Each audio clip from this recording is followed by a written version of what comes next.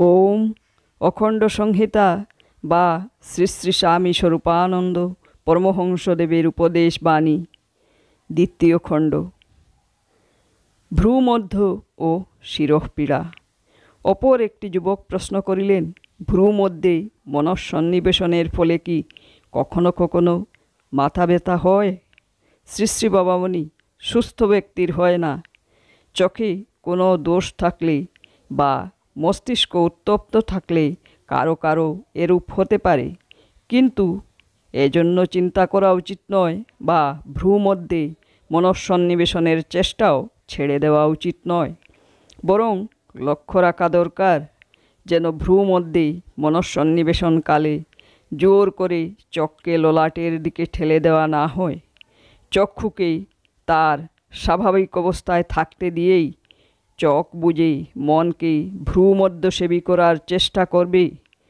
চক্ষের শিরা উপশিরাগুলির উপর যাতে কোনো চোট বা ক্লেশকর টান না পড়ে, সেই দিকে খেয়াল রেখে মনের সহজ আনন্দ নিয়েই ভ্রূমধ্যে মনকে বসাবে। এইভাবে কাজ করলে ভ্রূমধ্যে মনঃসন্নিবেশনের দ্বারা তোমার শিরঃপীড়াদি হবার ভয় কমে যাবে।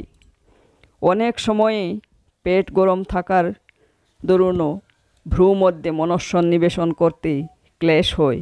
সুতরাং কোষ্ঠ পরিষ্কার রাখার দিকেও লক্ষ্য দিবে। আহারীয়কে সহজ পাচ্য লঘু করবে, চিবিয়ে চিবিয়ে খাবে। লোভ বর্জিত সরল সহজে খাদ্যে তুষ্ট থাকবে।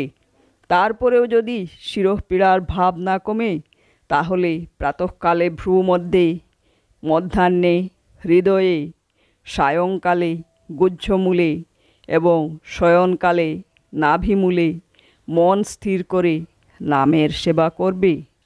এভাবে কয়েকদিন করার পরে দেখতে পাবে যে সকল সময়েই যদি ভ্রূমধ্যে মনঃসন্নিবেশন করো, তাহলে শিরঃপীড়া হচ্ছে না।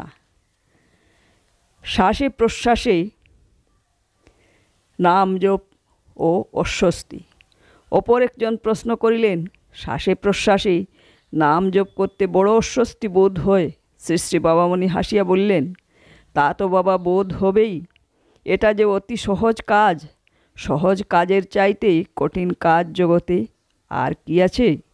জন্মের সঙ্গে সঙ্গে শ্বাস প্রশ্বাসকে নিত্য সঙ্গী রূপে পেয়েছ, কিন্তু এতকাল ধরে শ্বাস টানা আর প্রশ্বাস ছাড়াকে কষ্টকর বলে মনে হয়নি। যাই বলে দিলুম, শ্বাসের প্রতি লক্ষ্য দাও, আগম নির্গমে তার সঙ্গে সঙ্গে ভগবানের মঙ্গলময় নাম স্মরণ করো। অমনি কাজটা শক্ত হয়ে গেল। কি বলো? প্রশ্নকর্তা যেন লজ্জাবোধ করিলেন। শ্রী শ্রী বাবামণি বললেন, এতে তোমার লজ্জিত হওয়ার কিছু নেই বাছা। না জেনে কাজ করলে কাজে শ্রম বোধ হয় না, জেনে করলেই শ্রম বোধ আসে। শরীরের ক্লান্তি মনের ক্লান্তি অনুযায়ী হয়।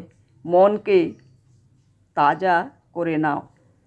বলো, ইচ্ছা করে শ্বাস প্রশ্বাসকে দীর্ঘ বা ধীরগামী করব না।